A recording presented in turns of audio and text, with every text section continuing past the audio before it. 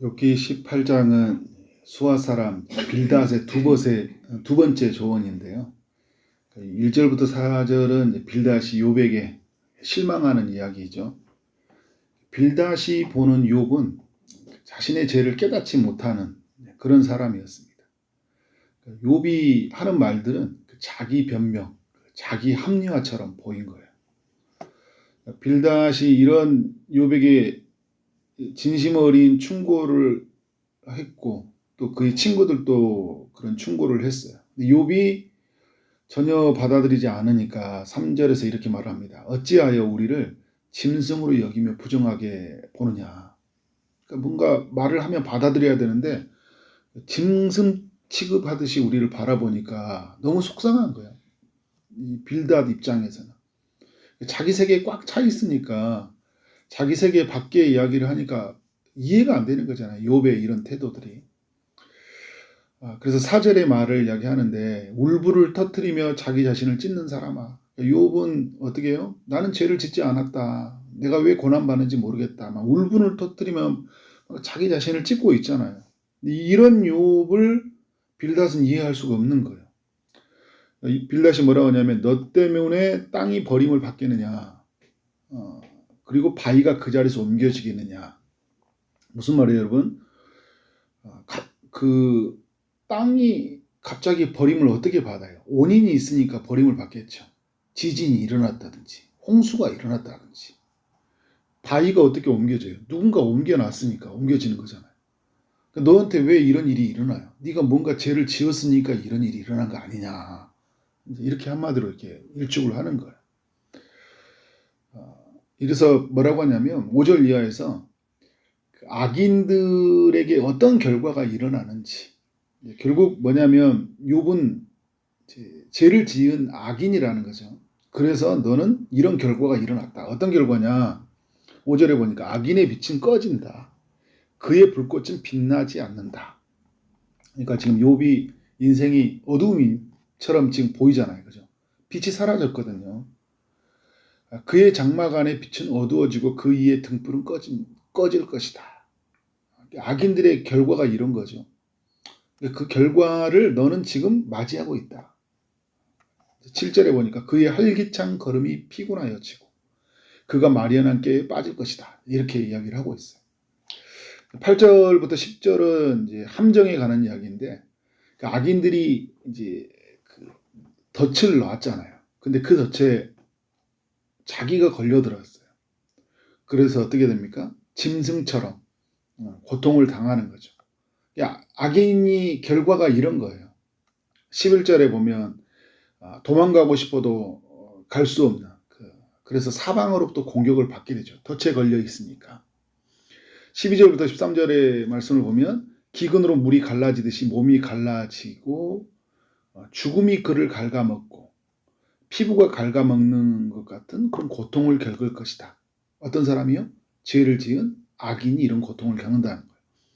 14절과 15절은 그 집에서 쫓겨나는 고통을 당하고 16절, 17절은 후손에서 기억되지 못한다. 역사 속에서 지어지는 고통을 당한다. 18절에 음부의 장소로 쫓겨나는 신세가 된다. 그리고 19절, 20절은 그의 가문에는 남은 사람이 없고 후손도 이을 사람이 없다. 후손도 사라진다. 21절 하나님이 어떻게 해요? 알지 못하는 그 불의한 자들이 머무는 곳을 수월이라고 얘기하는데 그런 이 장소로 어떻게 하고 있어요? 그 장소로 옮겨지게 된다. 하나님을 알지 못하는 자들은 이렇게 된다 이야기를 하고 있어요. 어떤 사람들이 이런 결과를 맞이한다는 거예요? 죄를 지은 악인이. 그러니까 지금 욥에게 일어나는 이런 삶은 결국 죄를 지었기 때문에 이런 결과를 맞이했다. 이런 논리를 펼치는 거죠. 계속 하는 이야기지만 친구들이 하는 이야기가 굉장히 타당성이 있어요. 맞는 이야기예요. 우리가 하는 이야기고 성경이 또 우리에게 알려주는 이야기이기도 해요. 문제는 욥에게 맞지 않는 말이라는 거예요. 왜냐하면 욥은 죄 때문에 고난이 찾아오지 않는 사람이기 때문에. 그러니까 우리가 쉽게 말하면 모든 논리를 예수님에게 적용시킬 수 없잖아요. 그잖아요. 예수님은 죄가 없으신 분이니까.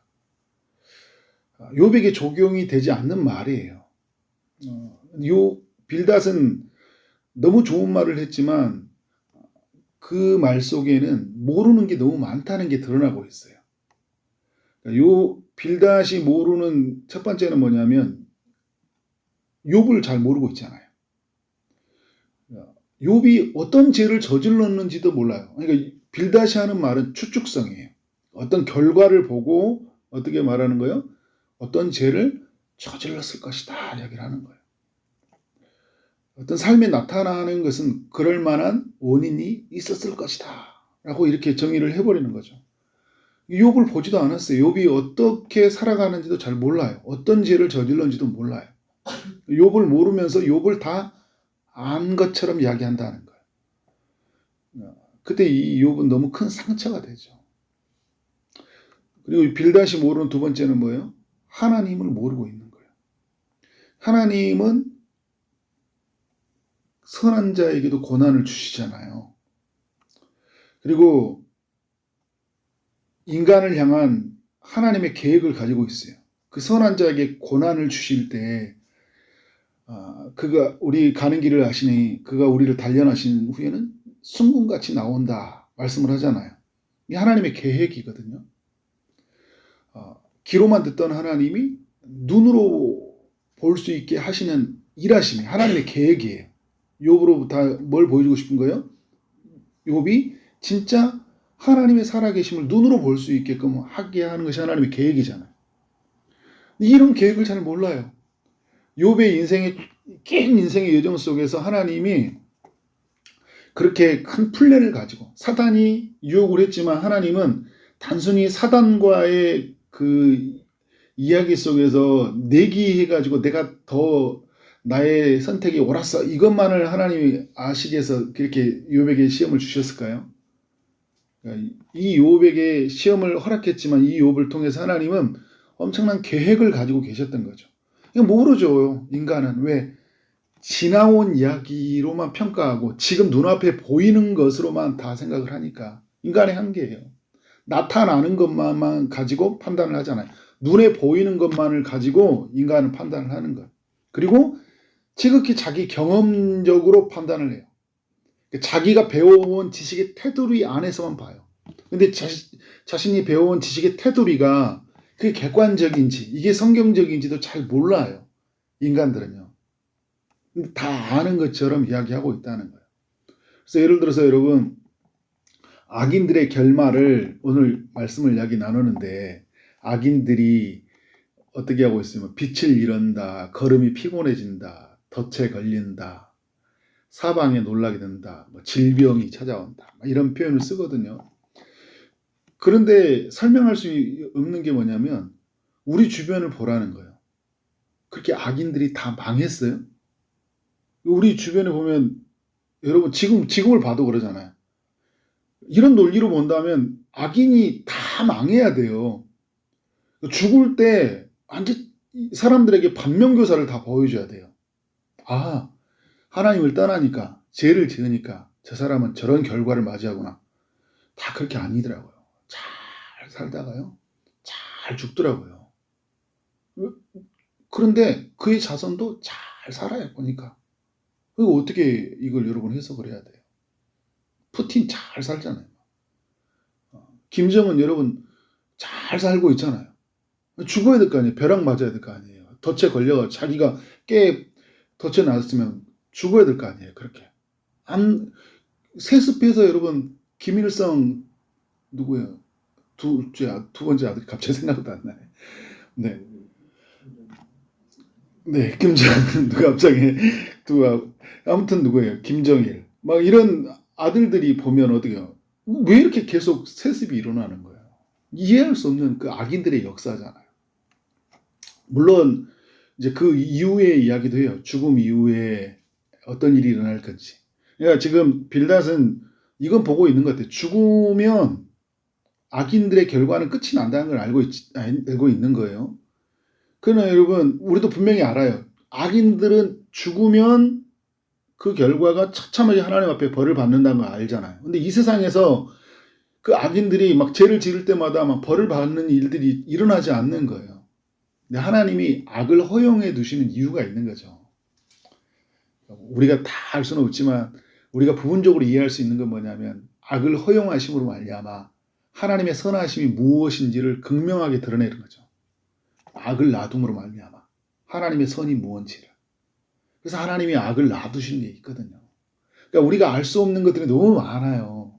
근데 이 빌닷은 문제는 뭐냐면 다 이건 이거다라고 규정해 버리는 거예요. 그러니까 너무 모르는 게 많이 있다. 그러면 모르는 게 많으면 어떻게 해야 될까요? 다시는 하나님 앞에서 겸손하게 무릎을 꿇어야 되죠. 그래서 이 빌닷이 욥에게 질문을 던져야 되는 게 아니라 하나님께 질문을 던져야 되는 거예요. 같이 옆에서 하나님, 저는 지금까지 배워온 게 이런 거거든요. 그런데 왜 욥은 이런 고난을 당해야 될까요? 제가 생각할 때는 욥은 죄를 지은 것 같은데 제 생각 범주를 넘어선 일들이 일어나고 있습니다. 알려주세요. 이렇게 가야 되잖아요. 그런데 그렇지 않아요. 한 번도 기도하지 않습니다. 친구들은. 계속 자기 세계에서.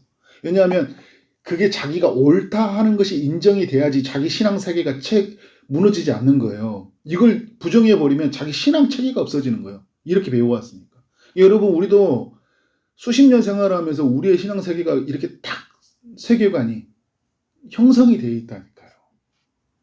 그래서 여러분, 어떤 사람들은 인정이 안 되잖아요. 왜? 그걸 인정하는 순간 내 신앙 체계가 무너지니까. 그러니까 하나님 앞에 겸손하게 엎드려야 돼요.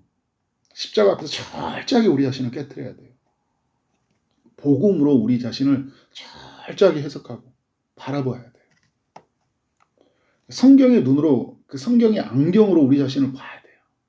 내 세계관으로 하나님의 세계를 규정해 버리는 것이 아니라 철저하게 성령의 이끌림을 받아서 말씀의 비춤을 받아서 내가 누구이고 하나님이 누구이고 하나님이 어떤 일을 하신지를 알아야 돼요.